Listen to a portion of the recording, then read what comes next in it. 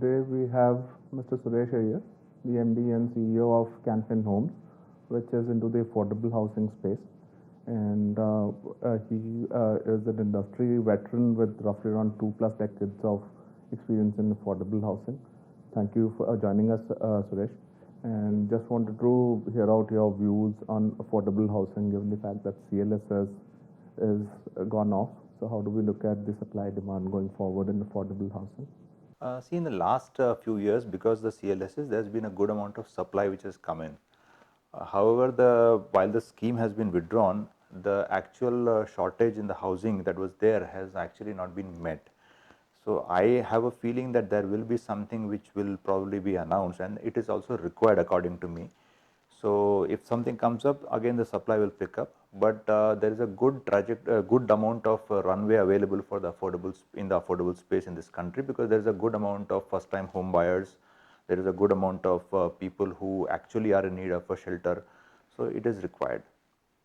And we are pretty much seeing the rates peaking.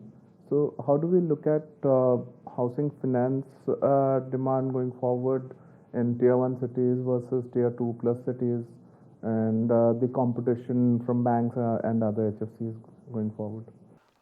See, in terms of the rates, they have already kind of peaked. So this had an impact which was mostly in the witnessed in the second half of last financial year, where people were postponing their decisions to buy a house because the rates kept on increasing, and the EMIs therefore became a little more difficult and beyond their reach.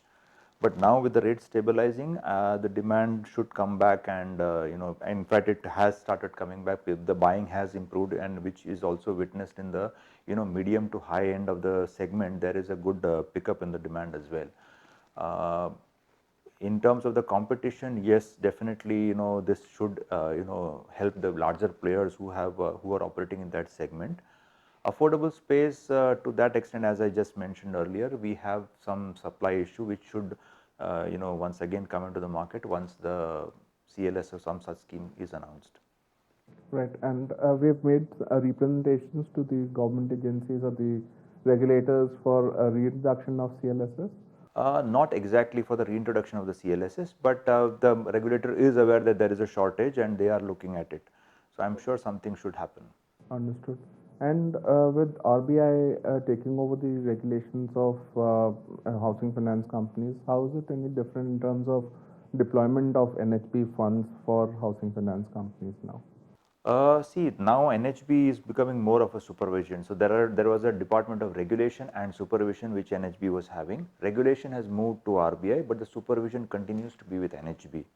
So NHB is still the one which comes for the annual inspection, and they are the ones who still circulate whatever guidelines are coming. They also look at it.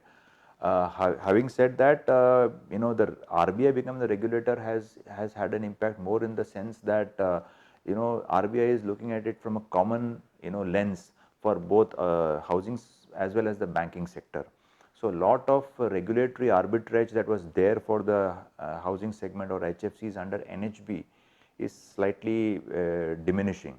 So this might impact the kind of regulation or the ability to, like in terms of the RBI has already introduced the LCR norms. They have already introduced strong this thing for ALM management. They have also introduced the stock ratios for risk appetite framework. Even in terms of the guidelines of approved plan and all those things, the RBI is very slowly introducing the similar guidelines which are applicable for banks. So that is something which is likely to impact the housing finance sector. So then do we see the new to credit customers who generally get onboarded via affordable housing companies to slow down if this regulation becomes similar to banking? See, the regulators are aware that the last mile connectivity is an issue, okay, and banks with all their size and their might are still not in a position to handle the last mile connectivity. So when it comes to the the real guys on the deeper pockets, it has to be the housing finance companies. So they will have to somewhere understand this and appreciate this difference, and accordingly adjust the guidelines. Okay. And in terms of account aggregators which are scaling up, Do you think that the self-employed segment, especially the HFCs, can better underwrite them with instead of doing surrogate incomes or assessed incomes, we can look at alternate data from account aggregators? Definitely it can help. It can definitely help, because if you see, rather than having a purely assessed income model or surrogate income model, if these aggregators can come up with a little more data, it will definitely help in having underwriting credit better. Understood.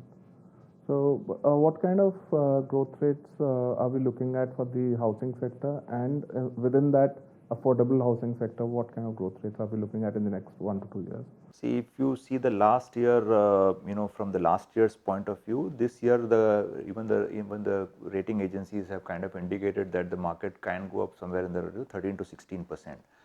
So we, as one of the larger players in the space, would look to grow around 18 to 20%, a little higher than the market rates. Not very high also, because we are conscious about the credit and quality, but we would like to be growing at a slightly better pace than the industry level. Understood. This was very helpful, Suresh. Thank you for your time. Thank you so much. Thank you. Thanks.